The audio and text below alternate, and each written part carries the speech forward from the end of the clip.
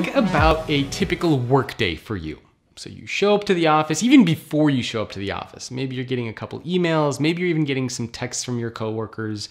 You show up to work, you have meetings, you are communicating virtually, maybe you have a Skype conference call, a Zoom conference call, you're delivering presentations, you're listening to presentations, maybe you are using Slack or some sort of an internal collaboration tool, but you have a lot of different ways that you are communicating with your coworkers, with your peers, with managers and executives at your company. And so you need to understand how to make sure your point gets across in all of those different channels, regardless of what they might be. There are, of course, a few common communication mediums that we use.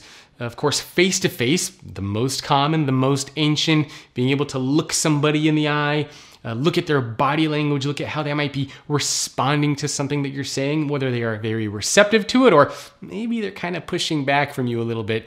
But when you have those face-to-face conversations, you can really build those relationships, right? You have that handshake, look someone in the eye. That's something that ultimately can't be completely replaced. But that's been the standard form of communication. That's what business was built on top of. And that isn't going to go away. So that's the first way that we typically communicate with each other. The second, of course, everybody's favorite, email. Oh my goodness, how many emails are we getting a day? 121 emails a day. And when email was first created, it was acceptable to respond to an email in a day, in 2 days, in 3 days. But if you don't respond to an email in a couple of minutes, people freak out. Today, email has become kind of like a chat messaging program where if you send an email to somebody, they got to respond back to you right away. And we get all sorts of funny and humorous emails, don't we? I love the emails when I send out to somebody and sometimes they might respond back and just say, "K," right? Short for okay, as if that needs to be abbreviated even more, right? Just K.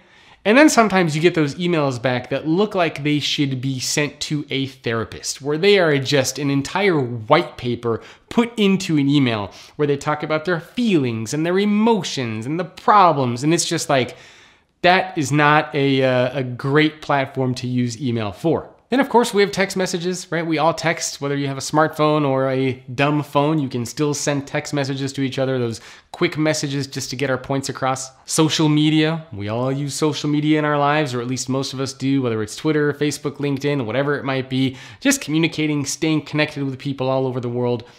Believe it or not, some organizations still use formal memos. I had to go through this process firsthand when I reached out to a large global organization to try to interview their CEO for a new book I'm working on, and they actually sent me a handwritten memo in the mail with their response. They couldn't take the time to respond via email. They had to write it out, sign their name at the bottom, and send it to me in the mail. So that stuff still does happen, and your organization too might still use memos in certain situations. Then we see all these new platforms that are starting to emerge, right? We have these video conferencing solutions. We have platforms like Slack. We have things like Yammer, like Facebook at Work. All of these kind of social media platforms that are now making their way into our organizations. So same concept as a Facebook or Twitter or LinkedIn, but now applied inside of our organization instead. And going forward, we're gonna have to start to learn how to use things like augmented and virtual reality. Some organizations are already doing this. Walmart, for example, uses virtual reality to teach employees conflict resolution, how to deal with certain tough situations, and how to actually practice empathy. So going forward, we're gonna see a lot more of these different types of technologies used, and we are going to learn how to communicate effectively across those different types of technologies. Even Accenture, they did a town hall meeting and they used a hologram with their CEO who was virtually teleported to different employees around the world giving a speech. So again, we're gonna need to know how to use all sorts of different platforms and technologies, especially going forward in the coming years. So how do you know what platform, what medium you should be using for what, and how to effectively use that medium? Now, we talked about some of the common mediums that are out there. Your organization might have a couple others. If so, you can apply the questions that I'm going to share with you in just a minute to those different types of platforms as well. So here are a series of questions that I want to encourage you to think about when you are trying to decide how to communicate effectively and what channel you should be using and how you should be using that channel. The first question I want you to think about is, what is the message you are trying to convey? Think about the message that you're trying to convey. What is it that you want the other party to come across with? And it can be a single individual, it could be a team, group of people, it doesn't matter. But this is also where you might want to practice that little bit of empathy. So pretend you sent out that message in whatever form it might be. What is it that you want the other people to take away from it? How do you want them to feel after receiving the message that you sent them? It's good to practice a little bit of that when trying to communicate. Is the message that you're sending, for example, very rich and detailed, or is it something that's very casual and easy to consume and easy to understand, and maybe you just need a couple sentences or a couple words? Is it helpful to have a recording of what you send over? Do people need to record it? Do they need to look back on it? Do they need video? Do they actually need to see you? If you're sending something that's very casual and simple and just an update, hey, you might want to just send a text message. You might just want to post something in your Slack community. If you're sending something that's a little bit more detailed, hey, that is where you might want to send something like an email. So try to understand the message that you're trying to convey.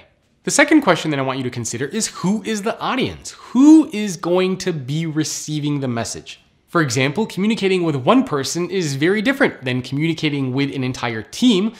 Communicating with a peer, with an entry-level employee, is also very different than communicating with a C-level executive at the organization. Do people even need to respond to your message, or is it just an update that you want people to know about?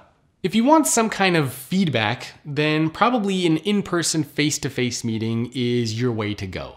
So for example, if you're an employee at an organization and you would like some feedback from your manager around performance or something that you're struggling with, that is usually best done via face-to-face when you can see your manager and talk to your manager. Of course, if your manager is somewhere thousands of miles away, I would always prefer doing some sort of a video conferencing session. But then again, if you were communicating with a group of people, then maybe something like email might be your best bet. The third question I want you to consider is, do you need feedback? Do you need some sort of a response on what it is that you are sending out, on what it is that you are creating? If you need something instant, then of course that face-to-face, right? Speaking up in a meeting, raising your hand, asking a question is the best way to get that kind of instant feedback. But if it's something that can maybe wait a little bit, sure. Maybe you send an email, maybe you put something in a Slack message. So again, you gotta judge depending on how quickly you might need that feedback. There's nothing worse, for example, than being an employee inside of an organization where you're part of a team and maybe that team decides to do something. Create a new product, create a new service, and you're a little bit skeptical about that, but instead of speaking up and having that conversation directly with your manager or with your team, maybe you send an email, the email gets lost in the shovel so nobody ever sees it, nobody takes action on it, and then the product or service is launched, it doesn't do well, and your manager says, how come nobody on this team told us that this was a bad idea? And you're that one employee that says, actually, I did. I kind of sent an email, I didn't follow up on it. Think about what your executive would say. What, are you crazy? Why didn't you come to me directly? Why didn't you speak up in a meeting? Why didn't you just come forward with it as soon as you had these kind of reservations? So again, that just goes to show that the different types of medium out there do matter. So if you need that kind of feedback, if you need that input quickly, then you might want to do that kind of face-to-face conversation. And lastly, and I touched on this a little bit earlier, use a little bit of empathy. So for example, different tools or technologies or customs that might work somewhere like the United States might not be as relevant in Japan or in India. So when you are trying to get your point of view across, try to understand who that audience is, practice that little bit of empathy, try to understand maybe certain cultural norms, if different types of tools or technologies like the one you're using would be acceptable there. Video conferencing, again, might be an example. Not everybody likes video conferencing. Maybe some parts of the world are a little bit more conservative. They don't want to use it.